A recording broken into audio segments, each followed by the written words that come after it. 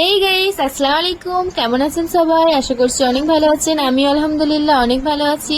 তো এবার কিন্তু শীত পড়ার মুখে চলে এসেছে, তাই ভাবলাম আপনাদের জন্য গরম গরম একটু চিকেন স্যুপ বানানো যায়। তো চলুন চিকেন স্যুপ বানানোর জন্য কি কি উপকরণ লাগছে দেখে নিই।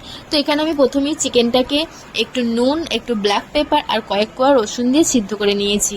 তারপরে এখানে আমি দিচ্ছি তেল গরম হয়ে যাবার পর থেতো করে রাখা আদা, রসুন আর বেশি করে কাঁচা লঙ্কা।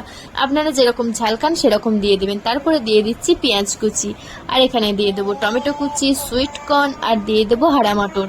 তারপরে সবকটা উপকরণ দিয়ে এখানে আমি গাজরটা দিতে ভুলে গিয়েছিলাম, তারপরে গাজরটাও দিয়ে নিয়েছি আর উপর থেকে দিয়ে দিয়েছি স্প্রিং অনিয়ন। তারপরে এগুলো সবকটা ভালোভাবে একটু ভেজে নিয়ে যখন সটে করা হয়ে যাবে তারপরে দিয়ে দেবো আগে থেকে সিদ্ধ করে রাখা চিকেন।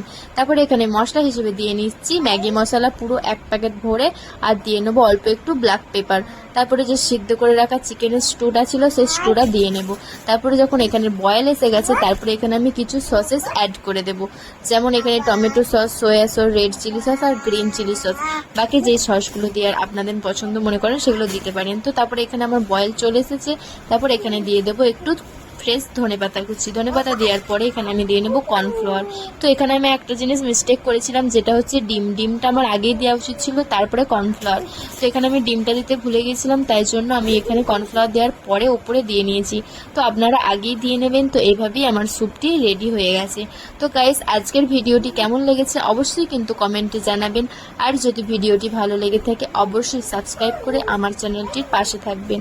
তো গাইস, আজকের ভিডিওটা এই পর্যন্তই। সবাই ভালো থাকবেন, সুস্থ থাকবেন। আমার তরফ থেকে আপনাদের সবাইকে ধন্যবাদ।